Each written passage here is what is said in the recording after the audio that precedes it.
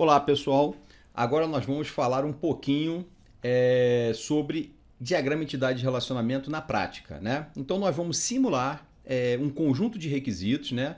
No qual os usuários nos passam, né? Então, na verdade, quando a gente vai desenvolver um sistema, né, de informação e a gente está preocupado com o modelo de persistência, que é o nosso objetivo aqui do curso, que seria o nosso banco de dados, nossa modelagem conceitual, que é a primeira parte do nosso curso. Então, na verdade, os usuários nos passam os requisitos.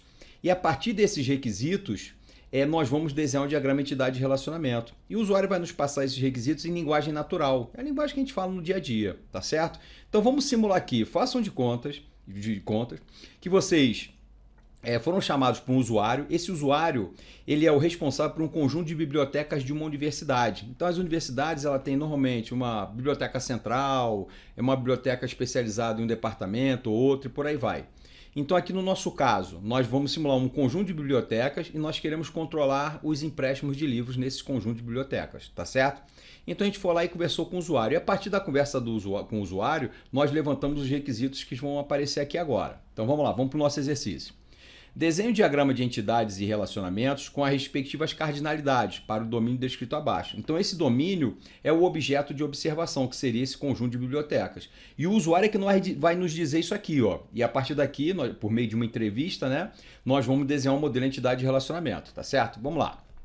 Olha o que ele nos diz. Uma biblioteca pretende controlar empréstimos de livros. Os dados armazenados sobre cada biblioteca são sobre cada biblioteca. Então aqui é um conjunto de bibliotecas, tá certo? Código, descrição e endereço. Uma biblioteca pode ter vários associados e vários livros cadastrados. Uma mesma pessoa pode ser cadastrada em várias bibliotecas. No entanto, cada livro só pode pertencer a uma biblioteca. Então, beleza, o usuário foi e nos passou esses requisitos. Aí nós continuamos com o usuário. Aí o usuário continua falando, ó, empréstimos de livros só são realizados para associados cadastrados. Todo associado deve ter matrícula, nome e sexo. Os livros possuem ISBN e título. Beleza? Em um dado momento, um livro só pode ser emprestado a um associado. Porém, um associado pode tomar vários livros emprestados. Beleza? Um livro pode ser escrito por vários autores e um mesmo autor pode escrever vários livros. Os dados dos autores são código e nome. Um livro pode abordar vários assuntos e um assunto pode ser abordado por vários livros. Os dados dos assuntos são código e descrição. Então, isso aqui o usuário nos explicaria. E, pessoal, na verdade, no mundo real, tem uma longa conversa com o usuário para a gente entender cada item desse. Então, quando a gente faz exercício, a gente tem várias dúvidas porque a gente não tem o usuário disponível para nos tirar essas dúvidas. Então, aqui a gente faz algumas considerações, algumas simplificações, tá certo? Então, nós lemos o enunciado e agora nós vamos desenhar o nosso primeiro diagrama entidade de relacionamento. O primeiro ponto de partida seria entender nesse enunciado quais são as entidades e quais são os atributos dessas entidades. A partir das entidades e seus atributos, nós vamos escrever, né, as entidades e os atributos e vamos partir para o nosso diagrama, beleza? Depois de entender as entidades com os respectivos atributos, nós vamos desenhar os relacionamentos. E depois de desenhar os relacionamentos, nós vamos fazer as cardinalidades, tá certo?